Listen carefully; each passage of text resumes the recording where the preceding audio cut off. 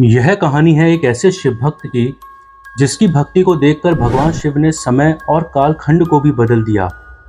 हर हर महादेव मित्रों, आप सभी का स्वागत है हमारे इस YouTube चैनल पर। यह सत्य घटना केदारनाथ धाम से जुड़ी हुई है। कहा जाता है कि भगवान शंकर ने अपने उस भक्त के लिए कालखंड को भी बदल दिया, जो खुद कालों के काल महाकाल है। उत्तराखंड के हिमालय की गोद में बसा हुआ केदारनाथ ज्योतिर्लिंग 12 ज्योतिर्लिंगों में से एक होने के साथ साथ 4 धाम और पंच केदार में भी सम्मिलित है। जिन भक्तों की अटूट आस्था, समर्पण और विश्वास महादेव के लिए होता है, वही केदारनाथ ज्योतिर्लिंग के दर्शन कर पाते हैं। तो आइए अब इस कहानी को शुरू करते हैं। पहले के समय में दूर दराज जाने के लिए यातायात और साधनों की कमी थी।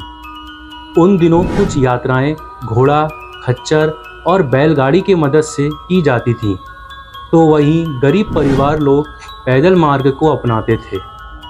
तो एक बार शिव भक्त ने केदारनाथ महादेव के दर्शन करने का प्रण लिया। वह अपने गांव से केदारनाथ धाम की यात्रा पर पैदल ही निकल पड़ा। उसे रास्ते में जो भी मिलता उनसे रास्ता पूछता। उसे रास्ता भी सही से पता नहीं था।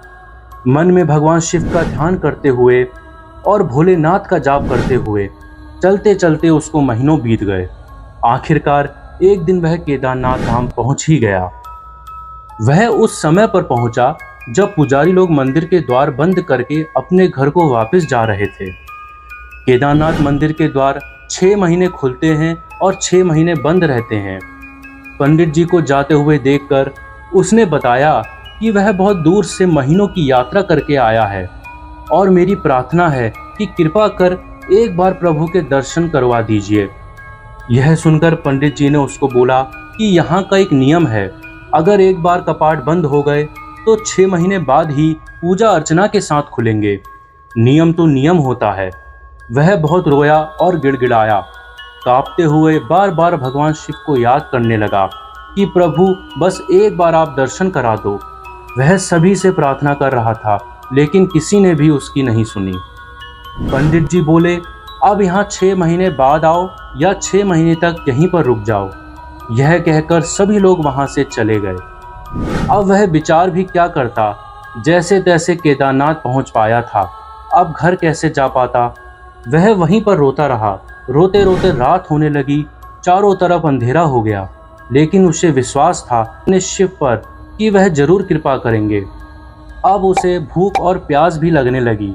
कुछ देर बाद उसने किसी को आने की आवाज़ सुनी और देखा कि एक सन्यासी बाबा उसकी ओर ही आ रहे हैं। वह सन्यासी बाबा उसके पास आए और पास में बैठ गए और उससे पूछा, बेटा कहाँ से आए हो। उसने रोते रोते सारा हाल सुना दिया और बोला, मैं कितनी श्रद्धा समर्पण से अपने प्रभु के दर्शन करने आया था, पर यहाँ तो मेरा आना बर्बाद हो गया बाबा जी, और अब मैं घर भी कैसे जाऊँ। लगता है कि मेरा समय अब पूरा हो चुका है। बाबा जी ने उसे समझाया और अपनी झोली से खाना भी दिया और फिर बहुत देर तक बाबा उससे बात करते रहे। बातों बातों में उस भक्त को न जाने कब नींद आ गई और कुछ देर बाद जब सूर्य के मध्यम प्रकाश के साथ उस भक्त की आंखें खुली तो उसने इधर उधर बाबा को देखा, किंतु वह कहीं नहीं थे।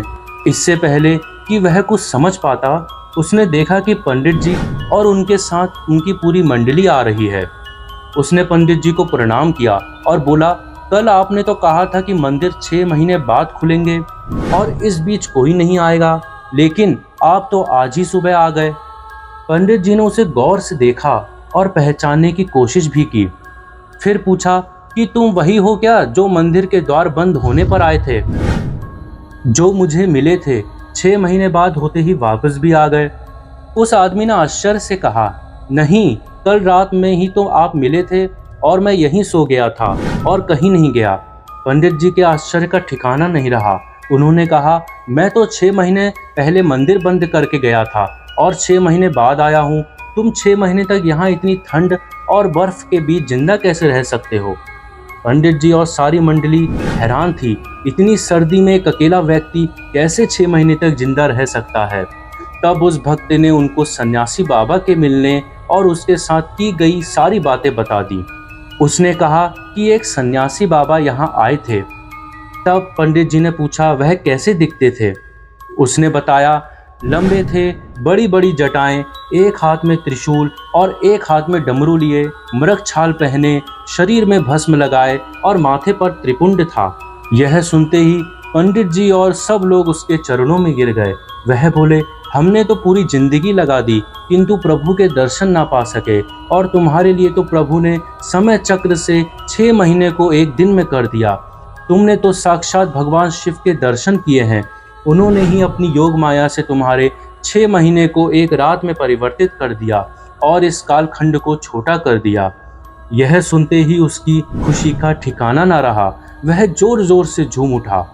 फिर पंडित जी ने उसे कहा, यह सब तुम्हारे पवित्र मन, तुम्हारी श्रद्धा और तुम्हारे विश्वास के कारण ही हुआ है। हम आपकी भक्ति को प्रणाम करते हैं।